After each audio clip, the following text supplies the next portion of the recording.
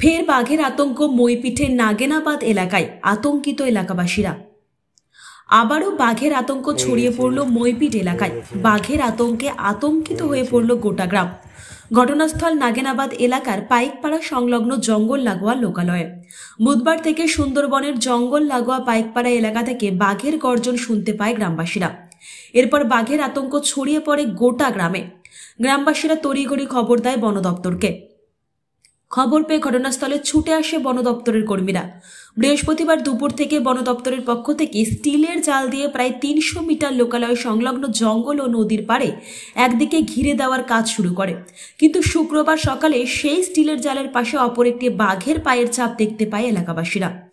এলাকাবাসীদের অনুমান নাগেনাবাদ এলাকায় একটি নয় দুটি বাঘ রয়েছে। বন দপ্তরের এক আধিকারিক বলেন, বাঘের পায়ের ছাপ জঙ্গলে মিলেছে, জাল দিয়ে ঘিরে দেওয়া হয়েছে। নদীর ধারের একদিকে জাল দেওয়া হয়েছে যাতে বাঘ বেরিয়ে অন্য জায়গায় উঠতে পারে। আতঙ্কের কোনো কারণ নেই। রাতে নজরদারি চলবে। জীবন জীবিকার টানে এলাকার পুরুষেরা ভিন রাজ্যে পরিযায়ী শ্রমিকের কাজ করতে গিয়েছে। কার্যত পুরুষহীন গ্রাম সন্ধ্যা হলেই বাঘের আতঙ্ক গ্রাস করে গোটা গ্রামকে। প্রসঙ্গত গত 2 সপ্তাহের মধ্যে 6 বার মইপিঠে বাঘের হানা। 9 জানুয়ারি বৈকুণ্ঠপুরের নাগেনাবাদ এলাকায় বাঘ এসেছিল। পরের দিন নিজেই জঙ্গলে ফিরে যায়। বন দপ্তর সূত্রের খবর,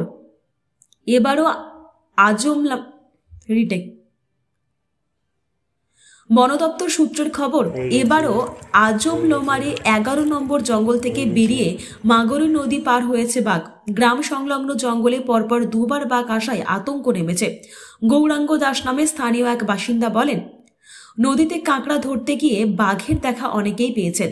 আমাদের রাতের ঘুম উড়ে গিয়েছে। রাস্তায় বেরোতে ভয় হচ্ছে। মিতালি দাস নামে এক গৃহবধূ বলেন, কোথা থেকে বাবুরাম নদী পার হয়ে লোকালে আসে। আমাদের এই এলাকায় বিদ্যুৎ পরিষেবা তেমন ভালো অর্থ নেই। সন্ধ্যা হলেই আমরা আতঙ্কে থাকি। নদীর তীরবর্তী এলাকায় নেই কোনো বিদ্যুতের ব্যবস্থা। সন্ধে হতেই দরজা বন্ধ করতে হয়েছে। ছেলে মেয়েদের বারণ করেছি বের হতে। এ বিষয়ে গান্ধারী দাস বলেন, কোথা থেকে বাঘ এখানে ঢুকে পড়ছে। আমরা মাছ কাঁকড়া কিছুই ধরতে যেতে পারছি না। আমরা আতঙ্কে রয়েছি। সন্ধ্যা নামলেই বাড়ির দরজা জানালা বন্ধ করে দিতে হচ্ছে। আমাদের ছেলে মেয়েদের পড়াশোনা কার্যত বন্ধ হতে বসেছে। আমরা চাই বন দপ্তরের কর্মীরা বাঘটিকে ধরে নিয়ে জঙ্গলে চলে যাক। এলাকায় নেই কোনো আলো, এর ফলে রাতে বাইরে বেরোতে ভয় করে আমাদের। সন্ধ্যা নামলেই বাঘের আতঙ্ক গ্রাস করে গোটা গ্রাম।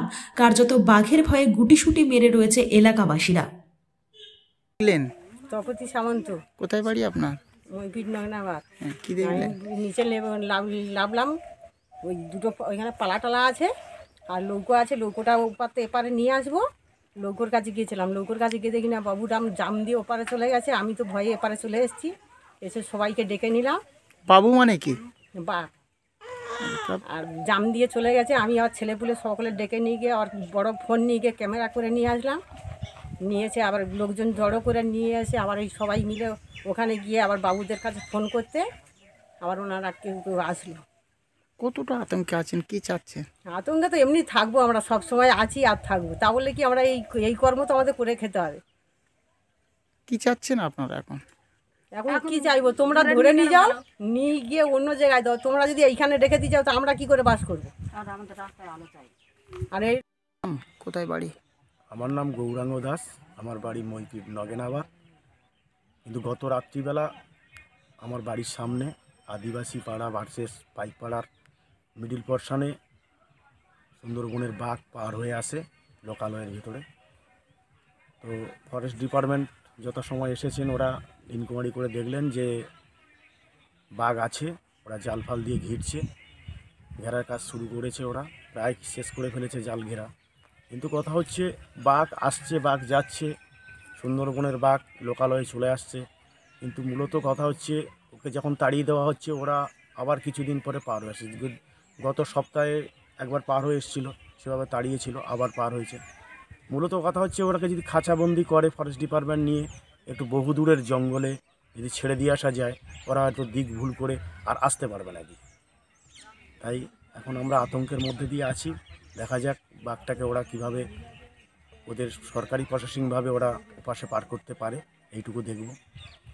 আমরা আছি এখন বর্তমান আতঙ্কের মধ্যে দিয়ে। নদীর পাড়ে আমাদের বসবাস, যাতে করে ফরেস্ট ডিপার্টমেন্ট ওরা স্বতঃস্ফূর্ত চেষ্টা করে যদি আমাদেরকে নিরাপত্তা দিতে পারে এটাই আমার কাছে ভালো, আমার এলাকার মানুষের কাছেও ভালো।